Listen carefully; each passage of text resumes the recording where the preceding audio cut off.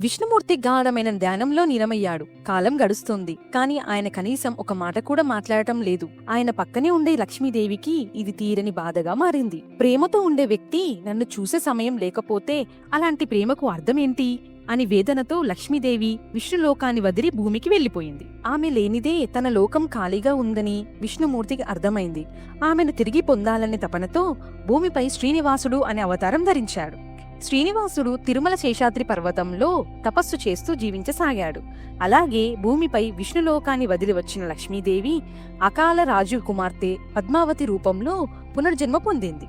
ఒకరోజు పద్మావతి వనంలో శివపూజ చేస్తూ ఉండగా ఆమె కళ్ళకు శ్రీనివాసుడు కనిపించాడు. చూసిన క్షణాన ప్రేమ చిగురించింది. ఈ జన్మలో తీరాల్సిన మునుపటి బంధం అక్కడ మళ్లీ కలిసింది. ఇదొక దివ్య ప్రేమ కథ. కానీ ఒక దేవుడు మానవ యువతిని వివాహం చేసుకోవాలంటే దానికి దేవతల అనుమతి అవసరం. బ్రహ్మ, శివుడు, నారదుడు స్వయంగా వచ్చి సహాయం చేశారు. వివాహానికి ప్రతిదీ సిద్ధంగా ఉంది. కానీ ఒక సమస్య, ధనం. శ్రీనివాసుడు కుబేరుణ్ణి, ధనదేవుడిని ఆశ్రయించాడు. నాకు పద్మావతితో కళ్యాణం జరగాలి, కాని ధనం లేదు అన్నాడు. కుబేరుడు ఓ చిరునవ్వుతో ఇలా అన్నాడు, నీ కళ్యాణానికి ధనం ఇస్తాను శ్రీనివాస, కాని అది రుణంలా భావించాలి. భవిష్యత్తులో భక్తుల హుండీలో సమర్పించే దానంతో నాకు తిరిగి చెల్లించాలి. శ్రీనివాసుడు ఆ ఒప్పందాన్ని అంగీకరించాడు. ఆ తరువాత ఘనంగా కళ్యాణం జరిగింది. దేవతలు, ఋషులు, భక్తులు అందరూ హాజరయ్యారు.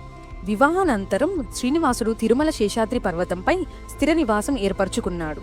అప్పటి నుంచి ఆయన్ను వెంకటేశ్వరుడు, తిరుపతీశుడు, వెంకన్న స్వామి, బాలాజీ అనే పేర్లతో పూజించసాగారు. మీకు ఈ కథ నచ్చిందా? అయితే లైక్ చేసి జై బాలాజీ అని కామెంట్ చేయండి. సబ్స్క్రైబ్ చేయడం మర్చిపోవద్దు.